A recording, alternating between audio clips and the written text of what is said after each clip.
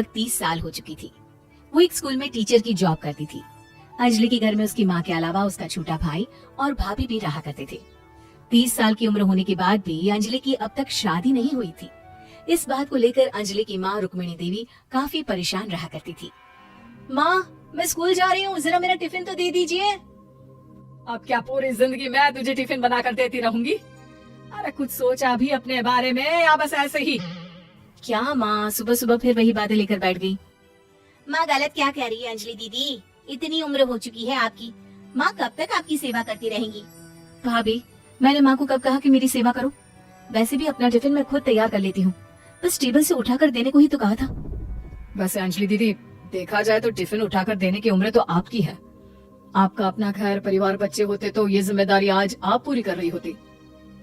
एक बात मेरी समझ में नहीं आती, अगर मेरी शादी नहीं हुई तो इसमें मेरी क्या गलती है, और तुम सब लोग मेरे पीछे क्यों पड़े रहते हो? अरे कुछ कहना क्या पीछे पड़े रहना होता है? अपने छोटे भाई को देख, तुझसे 3 साल छोटा है लेकिन 2-2 बच्चे खेल रहे हैं आंगन में। मुझे आप लोगों की कोई बात नहीं सुननी, जा रही हूँ मैं, और आप में से किसी को मेरा कोई काम करने की जरूरत नहीं है, मैं खुद संभालूंगी। इतना कहकर अंजलि वहाँ से चली जाती है। शाम को जब अंजलि अपने स्कूल से लौटकर घर वापस आती है तो उसने देखा कि पड़ोस वाली निर्मला चाची वहाँ पर बैठी हुई थी। क्या बात है अंजलि बिटिया, नौकरी करके वापस आ गई? जी चाची जी, कैसी हैं आप? मैं तो ठीक हूँ बेटा, तुम बताओ शादी के बारे में कुछ सोचा या नहीं? अरे रहने दीजिए ना, इससे तो शादी की बात करना ही बेकार है। कुछ भी कहो तो गुस्सा करती है, बात बात पर आंखें दिखाती है।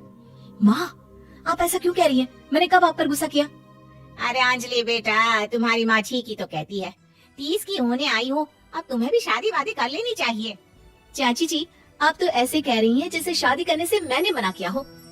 रहने दीजिए निर्मला चाची, हमारी अंजलि दीदी को अभी तक उनकी पसंद का दूल्हा नहीं मिला ना, इसीलिए वो शादी नहीं कर रही।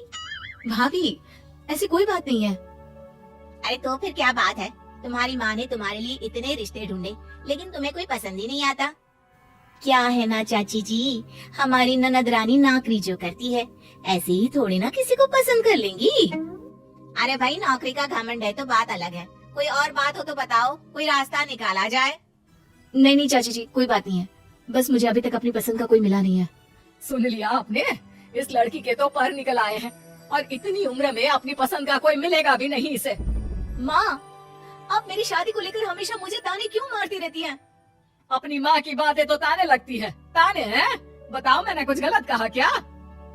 देखो ये सब छोड़ो, मेरी दूर की बुआ का बेटा है, उसकी अभी शादी नहीं हुई है, उम्र होगी कोई 34-35 साल, आप कहें तो बात आगे बढ़ाऊं?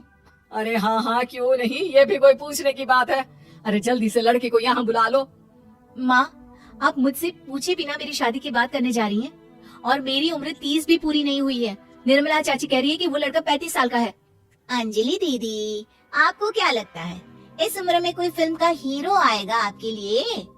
देखिए, अब पसंद और नापसंद की बात तो रहने दीजिए, पसंद करने की उम्र तो आपकी निकल चुकी, अब तो जो भी मिले उसी से शादी कर लीजिए, इसी में भलाई है।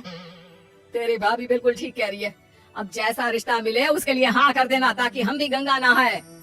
ठीक है, चलिए मैं उस लड़के को कहती हूँ, वो कल ही अंजलि को देखने आ जाएगा। अगले दिन निर्मला चाची की दूर का रिश्तेदार अंजलि को देखने उसके घर आता है। उसका नाम था अजय। अंजलि जी, तो आप नौकरी करती हैं, वो भी स्कूल में? जी हाँ, मैं स्कूल में टीचर हूँ।